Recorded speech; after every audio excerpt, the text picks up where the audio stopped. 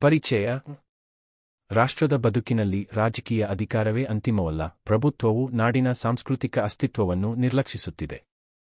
ರಾಜಕೀಯ ಪ್ರಭುತ್ವವು ನೈತಿಕ ಅಧಃಪತನದತ್ತ ಸಾಗಿದಾಗ ಸಾಂಸ್ಕೃತಿಕ ಶಕ್ತಿಗಳೇ ನಾಡಿನ ಅಂತಃಪ್ರಜ್ಞೆಯ ದ್ಯೋತಕವಾಗಿ ಪ್ರತಿರೋಧಿಸುತ್ತಾ ಬಂದಿವೆ. ರಾಜ್ಯದ ಆತ್ಮಗೌರವವನ್ನು ಎತ್ತಿ ಹಿಡಿದಿವೆ. ಆಳುವವರ ಇಬ್ಬಂದಿತನದಿಂದಾಗಿ ಕರ್ನಾಟಕದ ಐಕ್ಯತೆಗೆ ಧಕ್ಕೆ ಒದಗುತ್ತಿರುವ ಸಮಕಾಲೀನ ಸಂದರ್ಭದಲ್ಲಿ ಈ ಕವಿತೆ ಅತ್ಯಂತ ಪ್ರಸ್ತುತವಾಗಿದೆ. ಪ್ರಜಾಪ್ರಭುತ್ವದ ಸಂದರ್ಭದಲ್ಲಿ ಸಾಂಸ್ಕೃತಿಕ ಆತ್ಮ ಚೈತನ್ಯ ಬಹು ಮುಖ್ಯ. ಪ್ರಭುತ್ವ ಸಾಂಸ್ಕೃತಿಕ ಲೋಕಕ್ಕೆ ವಿನೀತವಾಗಿರಬೇಕು. ಪ್ರತಿಯೊಬ್ಬ ಕನ್ನಡಿಗನಲ್ಲೂ ಕನ್ನಡ ಕಾವ್ಯ ಪರಂಪರೆಯ ಸಂಪನ್ನತೆ ಸೂಕ್ಷ್ಮವಾಗಿ ಅಡಕವಾಗಿರುತ್ತದೆ. ಆಳುವವರ ಅಹಮಿಕೆಯನ್ನು ಪ್ರತಿರೋಧಿಸುವ ಸಂಕಲ್ಪ ಎಲ್ಲರಲ್ಲೂ ಓಡಮೂಡಬೇಕು. Introduction.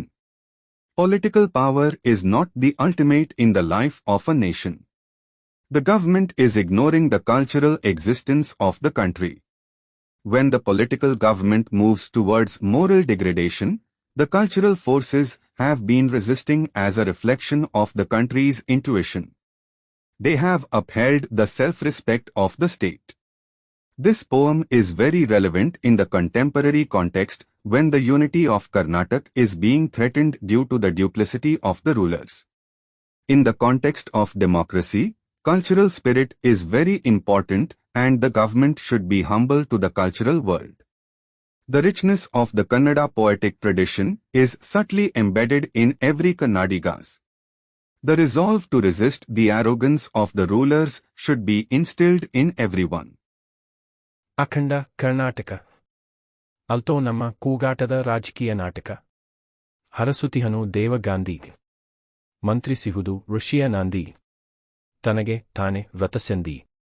ಅವಂದ್ಯೆ ಕವಿಯ ಕಲ್ಪನ. ಓರ್ವನಾದೋಡೋರ್ವನಲ್ತು. ಶಕ್ತಿ ಸರ್ವನಲ್ಪನ. ಹಿಂದದೊಂದು ಹಿರಿಯ ಕನಸು. ಇಂದು ಕೋಟಿ ಕೋಟಿ ಮನಸ್ಸು. ಕೂಡಿ ಮೂಡಿನಿಂದ ನನಸು. ತಡೆಯುವುದೇನೋ ನಿನ್ನ ಕಿನಿಸು. ಒಣರುವಲ್ಪ ಜಲ್ಪನೆ. ಭುವನವೊಂದೇ ಕೇಳ್ ಅವಂದೇ. ಕವಿಯ ವಿಂಧ್ಯ ಕಲ್ಪನೆ. ಅಖಂಡ ಕರ್ನಾಟಕ ಎಂಬುದು ನಮ್ಮ ಪ್ರಾಚೀನ ಕನಸು. ಅದೊಂದು ಮಹತ್ತಾದ ರಾಜಕೀಯ ನಾಟಕದ ಕಿರುಚಿತ್ರವಾಗಿದೆ. ಇದನ್ನು ಸಾಧಿಸಲು ದೇವರಂತೆ ಮಹಾತ್ಮ ಗಾಂಧಿಯರ ಆಶೀರ್ವಾದ ಮತ್ತು ಋಷಿಯಂತಹ ಮಹಾನ್ ವ್ಯಕ್ತಿಗಳ ಆರಂಭಿಕ ಮಾರ್ಗದರ್ಶನ ಪ್ರೇರಣೆಯಾಗಿದೆ. ಕವಿ ತನ್ನ ಕಲ್ಪನೆಗಳಲ್ಲಿ ಸ್ಥಿರನಾಗಿದ್ದು ತಾನು ಸಾಧಿಸಬೇಕಾದ ಕಾರ್ಯಕ್ಕೆ ಸದಾ ಭರವಸೆಯೊಂದಿಗೆ ಮುನ್ನಡೆಯುತ್ತಾನೆ. ಹಿಂದಿನ ದೊಡ್ಡ ಕನಸು ಇಂದು ಕೋಟ್ಯಾಂತರ ಮನಸ್ಸುಗಳಲ್ಲಿ ಒಂದಾಗಿ ಬೆಳೆದಿದ್ದು ಅದು ಇನ್ನೂ ಸಾಧನೆಯ ಉತ್ಕರ್ಷವನ್ನು ತಲುಪುತ್ತಿದೆ. ಈ ಕನಸು ನಿಜವಾಗಿಸಲು ನಡೆಯುವ ಸಣ್ಣ ಮಾತುಕತೆ ಮತ್ತು ಗೊಂದಲಗಳನ್ನು ಬದಿಗಿಟ್ಟು ಎಲ್ಲರ ಸಹಕಾರದಿಂದ ಮತ್ತು ಶ್ರದ್ಧೆಯಿಂದ ಭೂಮಿಯ ಶ್ರೇಷ್ಠತೆಯನ್ನು ಸಾಧಿಸುವ ಈ ಕಲ್ಪನೆಗೆ ಕವಿವಿಂದ್ಯನಂತೆ ತನ್ನ ಕಾವ್ಯದ ಮೂಲಕ ಶಾಶ್ವತತೆ ನೀಡುತ್ತಾನೆ. An Unbroken Karnataka is our ancient dream. It is a short film of a great political drama. To achieve this, the blessings of Mahatma Gandhi like God and the initial guidance of great people like Rishi are the inspiration. The poet is steadfast in his ideas and always moves forward with confidence to the task he has to achieve. The great dream of the past has grown into one in millions of minds today, and it is still reaching the peak of achievement. Leaving aside the small talk and confusion that takes place to make this dream a reality, the poet, like Vindhya, gives permanence to this idea of achieving the greatness of the earth through his poetry like Vindhya. ಅಖಂಡ ಕರ್ನಾಟಕ. ಅಲ್ತೋ ನಮ್ಮ ಬೂಟಾಟದ ರಾಜಕೀಯ ನಾಟಕ. ಇಂದು ಬಂದು ನಾಳೆ ಸಂದು ಹೋಹ ಸಚಿವ ಮಂಡಲ. ರಚಿಸುವೊಂದು ಕೃತಕವಲ್ಲೋ ಸಿರಿಗನ್ನಡ. ಸರಸ್ವತಿಯ ವಜ್ರಕರ್ಣ ಕುಂಡಲ. ಅಖಂಡ ಕರ್ನಾಟಕ ಎಂಬುದು ನಮ್ಮ ಬೂಟಾಟದ ರಾಜಕೀಯ ನಾಟಕವನ್ನು ಸ್ಮರಿಸುತ್ತದೆ. ಇಂದಿನ ಸಚಿವ ಮಂಡಲವು ಬಂದು ನಾಳೆ ಹೋಗುವಂತಹ ತಾತ್ಕಾಲಿಕ ರಚನೆಯಾಗಿದ್ದು ಇದರಲ್ಲಿ ಆಂತರಿಕ ಸ್ಥಿರತೆ ಇರುವುದಿಲ್ಲ. ಇದು ಕೃತಕ ಎನ್ನುವಂತೆ ತೋರುತ್ತದೆ. ಆದರೆ ಈ ನಾಟಕದೊಳಗೆ ಸಿರಿಗನ್ನಡವು ಸರಸ್ವತಿಯ ವಜ್ರಕರ್ಣ ಕುಂಡಲದಂತೆ ಮೌಲ್ಯವನ್ನು ಅಮೂಲ್ಯತೆಯನ್ನು ಹೊಂದಿದೆ. ಆರ್ಥಿಕ, ಸಾಂಸ್ಕೃತಿಕ ಮತ್ತು ರಾಜಕೀಯ ಪ್ರಗತಿಯ ಮೂಲಕ ಕನ್ನಡವು ತನ್ನ ವೈಭವವನ್ನು ಸದಾ ಕಾಪಾಡುತ್ತದೆ. Akhanda Karnataka commemorates our fake political drama. Today's cabinet is a temporary structure that comes and goes tomorrow and has no internal stability. It seems artificial.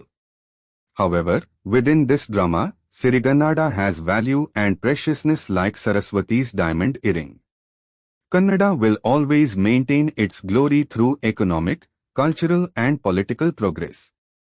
ಅಖಂಡ ಕರ್ನಾಟಕ ಅಲ್ತೋ ನಮ್ಮ 4 ದಿನದ ರಾಜಕೀಯ ನಾಟಕ. ನೃಪತುಂಗನೆ ಚಕ್ರವರಿ, ಪಂಪನಲ್ಲಿ ಮುಖ್ಯಮಂತ್ರಿ, ರನ್ನ ಜನ್ನ ನಾಗವರ್ಮ, ರಾಧವಂಕ ಹರಿಹರ, ಬಸವೇಶ್ವರ ನಾರಣಪ್ಪ, ಸರ್ವಜ್ಞ ಷಡಕ್ಷರ ಸರಸ್ವತಿಯೇ. ರಚಿಸಿದೊಂದು ನಿತ್ಯ ಸಚಿವ ಮಂಡಲ ತನಗೆ ರುಚಿರ ಕುಂಡಲ.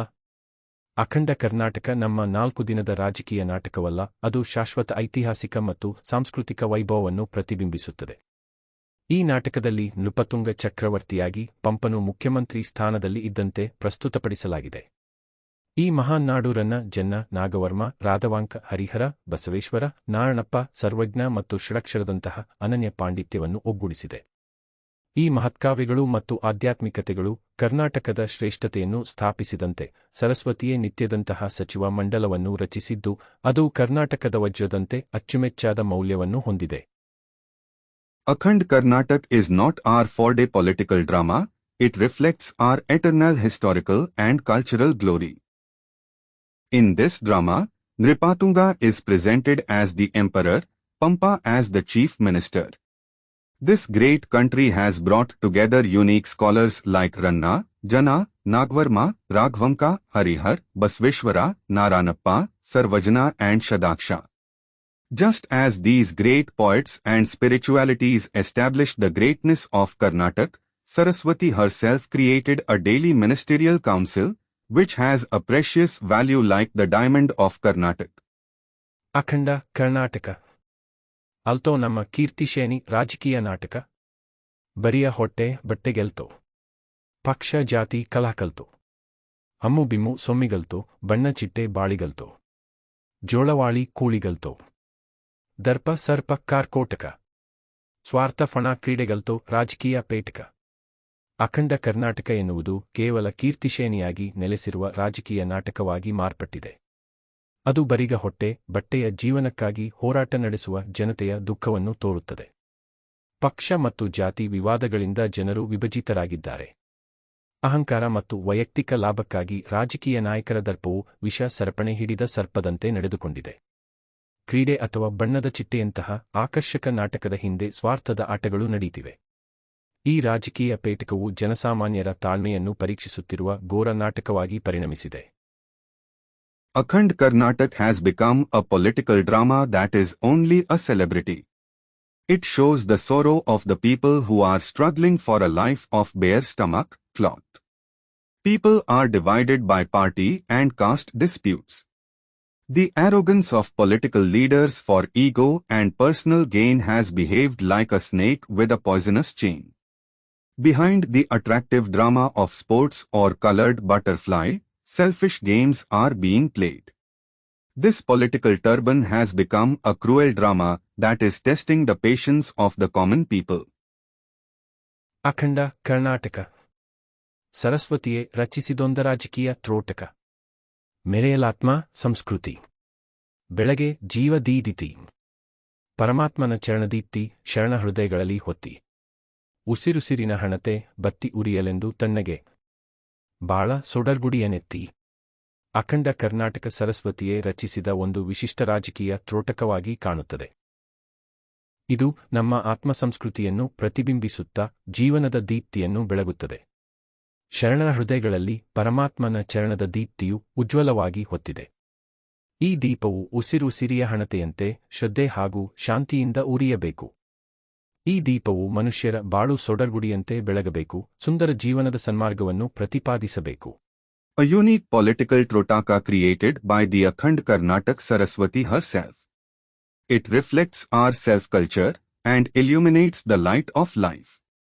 The light of the feet of the Supreme Lord is shining brightly in the hearts of the devotees.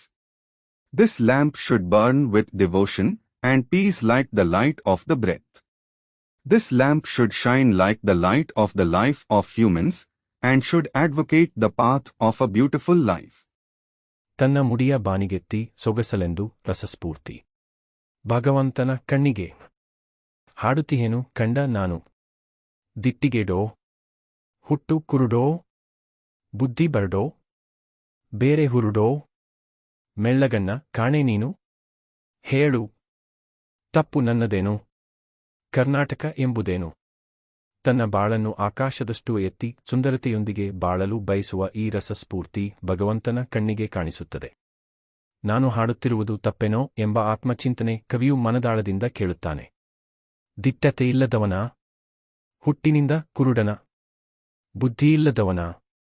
ಅಥವಾ ಬೇರೊಂದು ಉದ್ದೇಶವಿನನ್ವೇಷಿಸುತ್ತಿರುವವನ? ಎಂಬ ಪ್ರಶ್ನೆಗಳ ಮೂಲಕ ಕವಿ ತನ್ನ ಅಸಹಾಯಕತೆಯನ್ನು ವ್ಯಕ್ತಪಡಿಸುತ್ತಾನೆ. ಅಂತೆ ಮೆಳ್ಳಗಣ್ಣಾದ ಭಗವಂತ ನೀನು ಕಾಣುತ್ತಿಲ್ಲವಾ? ಹೇಳು ತಪ್ಪು ನನ್ನದೇನು ಎಂದು ಆನಂದದ ಕನ್ನಡವು ತನ್ನ ಅರ್ಥವನ್ನು ಪಾಸುಮಾಡುತ್ತಿದೆ. ಕರ್ನಾಟಕ ಎಂಬುದೇನು? ಎಂಬ ಪ್ರಶ್ನೆಯ ಮೂಲಕ ಈ ಪ್ರಾಸಬದ್ಧ ರಚನೆ ಕರ್ನಾಟಕದ ಅರ್ಥವನ್ನು ಅವಲೋಕಿಸಲು ಪ್ರೇರೇಪಿಸುತ್ತದೆ. This passion that wants to live with beauty, raising its life to the sky, is visible to the eyes of the Lord. Am I singing wrong? The poet asks himself from the bottom of his heart. Is he bold? Blind from birth? Lacking intelligence? Or is he pursuing another purpose? The poet expresses his helplessness through the questions. Similarly, blind-eyed Lord, can't you see? Tell me, what is my mistake? Ananda's Kannada conveys its meaning. Through the question, what is Karnatak? This rhyming structure inspires us to examine the meaning of Karnatak. ಹೆಸರೇ ಬರಿಯ ಮಣ್ಣಿಗೆ ಮಂತ್ರ ಕಣ, ಶಕ್ತಿ ಕಣ, ತಾಯಿ ಕಣ, ದೇವಿ ಕಣ, ಬೆಂಕಿ ಕಣ, ಸಿಡಿಲು ಕಣ, ಕಾವ ಕೊಲ್ಲುವ ಒಲವ ಬಲವ ಪಡೆದ ಛಲದ ಚಂಡೀ ಕಣ, ಋಷಿಯ ಕಾಣ್ಣ ಕಣ್ಣಿಗೆ ವಿರೋಧಿಗ ಸ್ಫೋಟಕ. ಇದು ಕೇವಲ ಮಣ್ಣಿನ ಹೆಸರಿನಲ್ಲಿಯೇ ಸೀಮಿತವಿಲ್ಲ. ಇದು ಮಂತ್ರ, ಶಕ್ತಿ, ತಾಯಿ, ದೇವಿ, ಬೆಂಕಿ, ಸಿಡಿಲುಗಳ ಸಮಾಗಮವಾಗಿದೆ. ಕಾವನ್ನು ರಕ್ಷಿಸುವ ಭಾವನೆಯಲ್ಲಿರುವ ಪ್ರೀತಿ ಮತ್ತು ಬಲವನ್ನು ಹೊಂದಿದ ಚಲನೆಯ ಚಂಡಿಯಾಗಿದೆ. ಋಷಿಯ ಕಣ್ಣಿಗೆ ಈ ಚಂಡಿ ಸೌಮ್ಯವಾದ ಬೆಳಕಿನಂತಹದಾಗಿದ್ದರೂ ವಿರೋಧಿಗಳ ಕಣ್ಣುಗಳಿಗೆ ಇದು ಸ್ಫೋಟಕವಾಗಿ ಕಾಣುತ್ತದೆ. ಇದು ಕರ್ನಾಟಕದ ಗರ್ವ ಮತ್ತು ಸಾಂಸ್ಕೃತಿಕ ಮಹತ್ವವನ್ನು ಸಾರುವ ಒಂದು ಶಕ್ತಿಶಾಲಿ ಚಿತ್ತಾರವಾಗಿದೆ. This is not limited to the name of the soil alone. It is a combination of mantra, Shakti, mother, goddess, fire, lightning. It is a moving chandi that has the feeling of protecting Kava with love and strength. Although this chandi looks like a gentle light to the eyes of a sage, it looks explosive to the eyes of opponents. This is a powerful image that expresses the pride and cultural importance of Karnataka.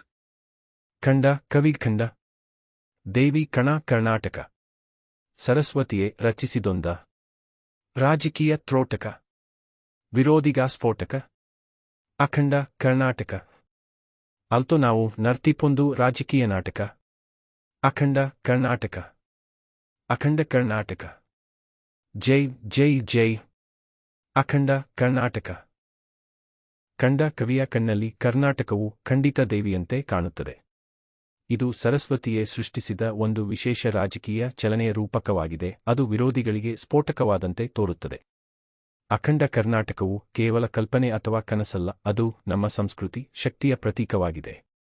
ಆದರೆ ಈಗ ಅದು ರಾಜಕೀಯ ನಾಟಕದ ನೃತ್ಯವಾಗಿರುವಂತೆ ಕಾಣುತ್ತದೆ. ಹೀಗಾಗಿ ಈ ಜಯಘೋಷಗಳ ಮೂಲಕ ಅಖಂಡ ಕರ್ನಾಟಕವನ್ನು ಶಾಶ್ವತವಾಗಿ ಜಯಶಾಲಿಯಾಗಿಸಲು ಕವಿ ಕಾವ್ಯರೂಪದಲ್ಲಿ ಪ್ರಾರ್ಥಿಸುತ್ತಾರೆ. ಜೈ ಜೈ ಜೈ ಅಖಂಡ Karnataka. Karnataka certainly looks like a goddess in the eyes of the poet who has seen it. This is a metaphor for a special political movement created by Saraswati herself, which seems explosive to the opponents. Undivided Karnataka is not just an idea or a dream, it is a symbol of our culture and strength. But now it seems like a dance of political drama. Thus, through these victory slogans, the poet prays in poetic form to make undivided Karnataka victorious forever. Jai Jai Jai Undivided Karnataka. Dear students, if you find these lessons explained is helpful, please share this video with your friends. Subscribe to our channel for simple and clear lesson explanations. Check the description for links to other lesson summaries and join our WhatsApp channel for daily Kannada and Hindi lessons, useful phrases and grammar tips. Start learning today and speak confidently.